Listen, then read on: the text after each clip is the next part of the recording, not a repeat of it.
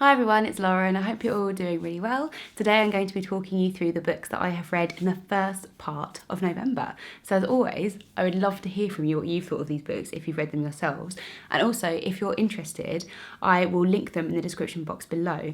I've actually got a new affiliate link, which is for bookshop.org. At the moment, this is only available in the UK and the US, unfortunately, but it's a new organisation where you can order books online and in the process of doing that, support local independent bookshops. So a portion of their profits go to help independent bookshops.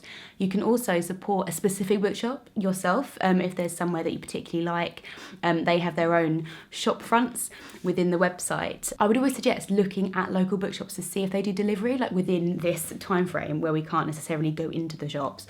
You can see if they are doing online orders, and that would always be my first port of call. It's a great alternative, certainly to Amazon, but just in general, if you're unable to leave and go somewhere, if you can't go somewhere physically, and a bookshop you particularly want to support doesn't do online orders, then this is a great initiative. So I have changed my affiliate links to bookshop.org. As I said, it is only UK and US, which is a bit annoying, but I'm hoping if they do well in these countries, then they will expand further outwards and hopefully end up being able to ship at least to the rest of Europe. I've also gone ahead and set up my own little shop front, which was really exciting. So you can kind of create an affiliate page with their website and it just has loads of recommendations. At the moment, I've got a list of all my favourite books, so you can go and check that out if you're interested. But all of the books I mentioned in this video will have links to that website as well. So far in November, I have read 4 books. I was really hoping to have finished Test of the Derbyvilles before having to shoot this video. And unfortunately, that was just extremely optimistic. I don't know what I was talking about because I'm not even halfway through. I'm not probably just over a third. So the fact I thought I was going to finish it today is ridiculous, but I did really want to talk about this. So far, I'm really enjoying it. I think Hardy's style, even though I read him originally when I was at school, so I guess my perspective was a little bit different then. I do find his style like really engaging and really readable. He does have a tendency to go off track and start talking about nature and start talking about the little random lives of the people within the towns, but I find that very endearing, and I also just love how he describes nature and the English countryside. I'm really enjoying reading this kind of book for this year. I'm finding it very seasonal. But before we get into the other books, there's something else I've been working on the last couple of months, which you might have seen if you follow me on Instagram. So I'm actually pregnant and I'm going to be having our baby in the spring. So it's been a busy few months for me and Will. You might have seen some of this as well if you tuned into my live coffee chat from last week. But basically we moved in August. And well, I've been pregnant obviously this whole time, and we've been very, very cautious about telling people, naturally, because of what happened earlier this year. So we hadn't told like my family even, like when we moved in. So there has been quite a bit of stress associated with it, and then also moving into a new house and trying to renovate the bedrooms because we have a bit of a deadline for getting everything done. We've also both been very stressed at work. So yeah, it's been a busy few months, and I think, yeah, I should probably cut myself some slack with the number of books I've been able to read. So I think I'm getting back on track with reading a little bit more regularly. August and September and October really were quite like dud reading months, if you like, just because we had other things going on. But I'm getting back into a bit of a routine now. So the first book I finished this month was Pew by Catherine Lacey, which was given to me by Jen Campbell. She had an extra copy of this book, and I really, really enjoyed this. This was not, I don't know what my expectations were going in, but it completely defied them. And I really loved it. This is about a small conservative town in America where a young person called Pew by the community because they are found sleeping in a church pew just turns up one day, and none of them really know what to do with them. Pew doesn't speak to anyone, which is why they just decide they need to give them a name. Pew won't confirm whether they are a boy or a girl. They won't confirm how old they are, kind of what race they are. There's lots of different discussions within the community about kind of what shade of brown Pew is. So they kind of work out what their race is, what their nationality is, what could have happened to them. And at first, Pew gets taken in by an extremely friendly, well-meaning family who are very religious and very polite and want to do their best for Pew. But quite quickly this begins to unravel when Pew refuses to define themselves or fit into any of the neat boxes that this community have. Like, are they a refugee? Have they been abused? Are they running away from someone? Like, who is this person and how exactly should I help them? And it's such an interesting look at them grappling with their own prejudices, their Christian values to look after someone else, and the fact that because they can't define Pew, especially like whether they're a boy or a girl, that's like a huge issue for them all. And also whether they are a child or if they're kind of a young adult, like there's a big distinction there. And everyone starts acting like Pew is incredibly dangerous, and they think, oh no, we can't have them around our children. And it kind of builds and builds. And what I loved about this book is I kind of felt going in, I assumed that Pew was going to be a little bit of a creepy person who comes into this town, and that would be where the fear comes from, where the scary element of the book comes from. But really, the town is the place that's scary. And when you're reading this book, Pew just seems like the most normal human person of them all. And it's all of these facades, this like extreme over politeness and being such a good neighbour and taking in people and being so kind and generous, and how that's really not what's going on behind the scenes, and it has no depth to it whatsoever. It's a little bit bizarre, and there's kind of elements of the abstract within this extremely naturalistic setting, but for me it worked really well. It's an incredibly quick read anyway, and yeah, I think I read this in maybe a day or two. A book that did not take me a day or two, but took me many, many months, was The Overstory by Richard Powers. And I read this on my Kindle because I knew it was quite a long book, and it did work in that format actually, because there's lots and lots of different characters in this book, and you jump around between them quite a lot, so it did kind of work reading it piecemeal over some time. However, as it got towards the end, the characters did converge quite a lot, and I started to feel like I've been reading the book just forever, and I was kind of forgetting what everybody's backstory was. So it definitely worked at the beginning, but that's when I kind of assumed, I thought it was going to be just a series of short stories. I didn't realise everything was going to come together at the end. At its core, this is just a book about trees. And that's it. It's a book about trees, about the environment, about nature, and how incredible it is. And it is an astonishing book. It's incredibly well researched, and I'm assuming all of the science in it is true. I don't know why it wouldn't be. And there's all these different characters who love trees for various reasons, and it all kind of culminates in them trying to protect trees from getting cut down, specifically giant redwood trees in the US, trees that are hundreds and hundreds of years old, which are being used for logging. And by the end of it, almost everyone in the book is extremely radicalised to this cause. And at the beginning, they're completely separate people, and you don't really see that coming. So I hope I've not spoiled it. It's not really a spoiler, but it's just everybody is from completely different backgrounds, and it's about how at some point over their lives, depending on the course of which their lives take, trees become incredibly important to them for different reasons. And some of them meet up and meet each other, and some of them never meet. And it just makes you love trees, basically.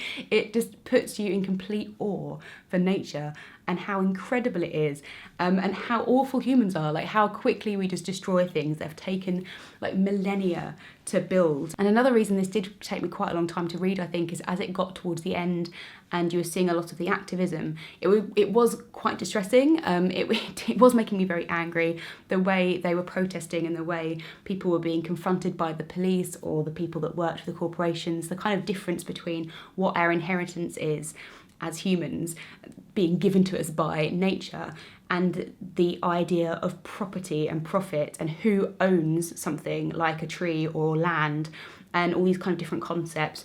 And yeah, it's very upsetting in that way towards the end, but it's good. It's good to be aware of these things. It's like when you hear about climate change, it is very scary, and it's very easy for you to go, oh, that's fine, I'll just live my life normally, but we need to hear these messages. And yeah, this was a very slow, insidious way of really getting that message across to me, but it was just fantastic. It's hard for me to even know how much I enjoyed it, because I'm just like, wow, that was an incredible book. And I don't know if enjoy is really the right word. I was enjoying it at the beginning, and then towards the end I was just like, oh my goodness, no. But it's certainly a very impressive book, and on that merit alone I would highly recommend it. Next we have My Year of Rest and Relaxation by Tessa Moshfegh, and I haven't read Eileen by her, which was, I can't remember if it was shortlisted or longlisted for the Booker Prize a couple of years ago, and I believe that was her debut. But this, of course, has been everywhere. There's been loads of hype surrounding this book, and I don't think it disappointed. I did enjoy it. It was interesting, but this is going to be very, very difficult for me to review because I don't really know what I've just read. Our main character in this is a young, beautiful, rich via inheritance woman living in New York who is dealing with lots of different issues and is almost in denial about the issues that she's dealing with. So she decides to just cut off from the world for a year, and she uses lots of different drugs. And we see her process of trying to obtain these different drugs to keep her knocked out and asleep for a whole year. And it's just about her trying to obtain this. But throughout this journey with her, we see glimpses of an incredibly codependent relationship that she has with her best friend, which is actually not very healthy for either of them. She delves back into another extremely unhealthy relationship with an older man that's been on and off for a long time. And we look at her relationship with her mother and father, who have both died, and what her childhood was like. And it feels like her life is incredibly emotionally void. There's not very many true connections. She's not got very much self-worth, but she is very beautiful. And she does have lots of money, and she's kind of in the art scene. So it seems like her life is incredibly easy, but she's actually hugely struggling with just the everyday normal interactions in life and finding some kind of meaning in her life. So I guess you could call it a depression. But we're also seeing her at an incredibly dark point in her life, and she's pretty mean to a lot of people, like the way she thinks about people in her head. And she's not very likeable, if that's what you need in a character. I mean, none of these characters are likeable, they're all dreadful. But the key thing I always felt like I was trying to uncover while I was reading it was, is this her personality, or is this because of the mental health issues that she's having? Like, is she just in an incredibly bad place and she doesn't really know who she is or what she wants? She's never had a direction in life. She's never had a proper, like, warm human interaction or valuable relationship. So is she kind of struggling to get on board with life, which is why she's hiding away from it? I don't really know, because a lot of the book is very much day-to-day monotony of her trying to block out the world and stay asleep. 9/11 is also a huge looming presence throughout the course of this story, as it takes place in the year 2000. And I think one of the key issues that she's working through here is this idea that everything's fine. How on earth could you be upset? And there does feel like there's a very big distinction between life pre-9/11 and the way we thought about the world and what happened after it. So it's really interesting seeing that kind of being dangled towards the end of the story the whole way through. Ultimately, I don't know if I enjoyed it, but it was definitely an interesting experience. And finally, a really fun book, which was Odd Magic by Patricia McKillip. I read my first Patricia McKillip a few years ago now, which was Alphabet of Thorn. And she has written many, many standalone fantasy books, which I really appreciate. And when I read Alphabet of Thorn, I really liked it because she's very skilled at world building and she gets so much plot and so many characters within to just one short book. And I enjoy that. I don't really want to have an entire book, which is the beginning of a series, and the entire book just be introduction. I don't really want to have to set myself up for a huge series of fantasy books. So I really like this technique. What I've also enjoyed so far is that her characters are often just kind of quite quiet and quite insular, and I get quite a lot of positive vibes from the way she writes her world and writes her characters. So in Alphabet of Thorn, the main person we were following was kind of like a magic librarian who was really good at translating magic words.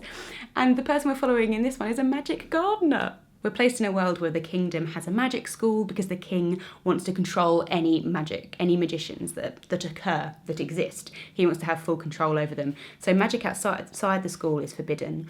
And there is a part of the city called the Twilight Quarter where a travelling circus turns up, and there is someone who is an illusionist / magician in that circus. The king is very suspicious of that. They're like, are they just doing illusions? Are they genuinely magic? Because if they are, that's illegal and they can't be doing that. We also have Brendan, who is our magic gardener, who has been sourced by Odd, who is the head of this school, who is illustrated so beautifully on the back here. And she's a huge giant woman who like loves animals and has lived for centuries, and she's so magical and mysterious.